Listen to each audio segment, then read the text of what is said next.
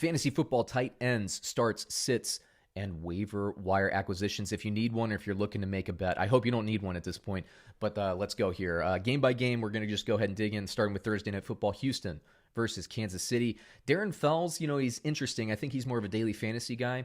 DeAndre Hopkins leaving. There's a lot of targets. I don't think all those targets are just going to magically go to Brandon Cooks and Will Fuller. I think the tight end is going to be more acclimated in this offense. And Darren Fells caught a ton of touchdowns last year.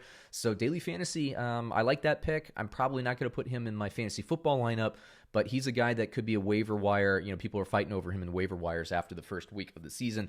Kelce, is there anybody in the world who's not going to start Kelce this week? You start Kelce, come on. Chicago versus Detroit. I'm staying away from Chicago tight end. I think over the course of the season, the rookie there, Komet, will overtake Jimmy Graham.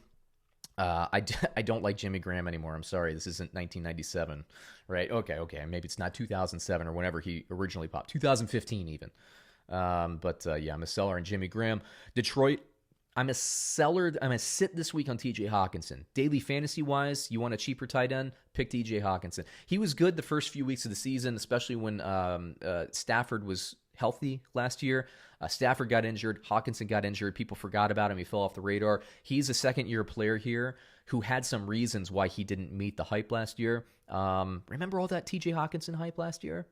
I think Tyler Higbee got all that hype this year at the tight end position. But Hawkinson, look, I think of all the tight ends that people are forgetting about that could burst out this season, it could be Hawkinson. So I think you can pick him up. I'm not going to start him this week, but if you have the roster space you need a tight end, he's a good one to grab. Cleveland versus Baltimore. I'm going to sell an Austin Hooper, especially against a tough Baltimore defense. I think he'll have value this season. I just don't like the matchup. Mark Andrews is a definite start every single week. Just lock him into your lineup and feel good about it. And actually this year, I think Nick Boyle could have, now that Hayden Hurst is gone, so the depth chart has kind of thinned a little bit in Baltimore, I think Boyle could have a little bit more of an uplift like we saw with Dallas Goedert last year. I'm not a buyer on him to start in your fantasy formats, but he could find the end zone. So if you're looking for that daily fantasy sleeper, could be that guy. Green Bay versus Minnesota. Green Bay's a little bit of a moving target at tight end. My bet is on Sternberger to win the major snap counts and the major targets in the offense. I want to see it in action first, so I'm not going to bet on him in my fantasy leagues. I'm not even going to bet on him in daily fantasy, but keep an eye out for the target distribution. If he gets like 10 targets in the first week, you got to snap him up. Minnesota, look, tight end here is going to be valuable, but they have two good tight ends in Rudolph and Irv Smith. Snap count distribution is everything. I guess I'm a start on Kyle Rudolph, but that's a risk, everyone. So pay attention to Irv Smith. I'm curious to see what the snap count and the target totals are going to be. I tend to think they're going to be divvied up, unfortunately. Indianapolis versus Jacksonville. Jack Doyle, I actually have as a start. Tyler Eifert's one you want to watch. If you need tight end depth, Tyler Eifert, when Jay Gruden was last calling plays for him in Cincinnati, Tyler Eifert was really good. Tyler Eifert, after all the injury issues, actually had, I think, statistically his best or second best season last season. He could really break through this year. Keep an eye on him. Keep an eye on those targets in week 1. Las Vegas versus Carolina. Darren Waller, yes, start. Carolina, I don't like tight end in this system, similar to Arizona. I don't like these spread offenses. They like 4 receiver sets. They don't love a lot of 3-and-1. I'm a seller on Ian Thomas this season, but I'll keep an eye out, of course, in week 1, but I'm certainly not going to put him in daily fantasy or fantasy football lineups. Miami versus Buffalo. Gesicki, I'm selling. I want to wait and see what the new offensive system and Chan Gailey does there. Ozzie, I actually have as a start, assuming he plays. Dalton Keene, you want to keep an eye on him as well. Dalton Keene, I believe, is more the athlete, whereas Ozzie is more of the tight end, the typical guy. I do like what New England will do at tight end this year. Cam Newton historically has thrown to tight ends. Remember Greg Olson. So I think you can take your chances there with Ozzie. Let's see here. New York Jets versus Buffalo. Herndon, I actually have a huge projection on.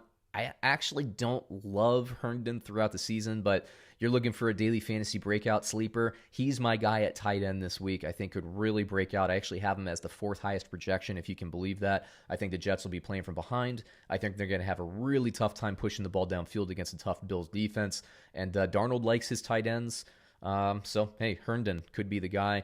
Keep an eye out for snap count distribution, target distribution with Ryan Griffin, who added a couple really nice games to end 2019. Buffalo, I'm staying away from tight end with respect to Knox and Croft. I just think the receivers and the running backs there, and not to mention Josh Allen on his feet, will be the prominent guys there. Philadelphia versus Washington. I actually have start grades on both Ertz and Goddard. So daily fantasy, you're looking for that cheaper guy. Goddard could be a good one. Washington, Logan Thomas is an interesting guy to keep an eye out for. Completely unheralded, daily fantasy sleeper type guy. I'm not going to insert him into a lineup, but look for the targets in week one. I always say, raw, inexperienced type quarterbacks, Haskins, what is this, his fifth start or something like that? He's going to be looking for tight ends. They're going to be trying to keep that ball short. They're not going to be pushing the ball, deep posts and trying to fit the ball in through a window and 20-yard outs and all that stuff. They're going to be trying to keep that offense simple for him. So Logan Thomas could really break out this season. Somebody you should keep your eye on. Seattle versus Atlanta. Russell Wilson loves throwing to tight ends on the goal line. Greg Olson will have some clout this season, especially in standard, especially in TD-only formats. He's a start for me, another daily fantasy buy low guy. Hayden Hurst, I'm a buyer on all season. I think he's going to break out. He's this year's Darren Waller, in my opinion. LA Chargers versus Cincinnati Bengals. I think this will be a tough defensive matchup. I'm actually a seller on Henry. I'm a seller on anything Seattle puts out there at tight end. Haven't been loving them the last couple seasons outside of Tyler Eifert. Now that he's gone, I'm just not a big fan of what they got there. Arizona versus San Francisco. Arizona, I'm never a start on an Arizona tight end. You can take that to the bank. Max Williams or whoever they employ out there, sit. San Francisco, Kittle, I think, might have his best statistical game of the season this week. Will be interesting to see. Do the Cardinals, I know they added some pieces on defense. They got that talented rookie there, Simmons. Are they going to match up Simmons on Kittle and short routes? Kittle's a beast. I do think Kittle gets in the end zone once, possibly twice this week. Definite start. Tampa Bay versus New Orleans. Gronk. I have a bad projection on Gronk this week. There's a lot of 2019 data from this offensive system in Tampa Bay fueling that. Things are going to change. Brady trusts Gronk in a pinch.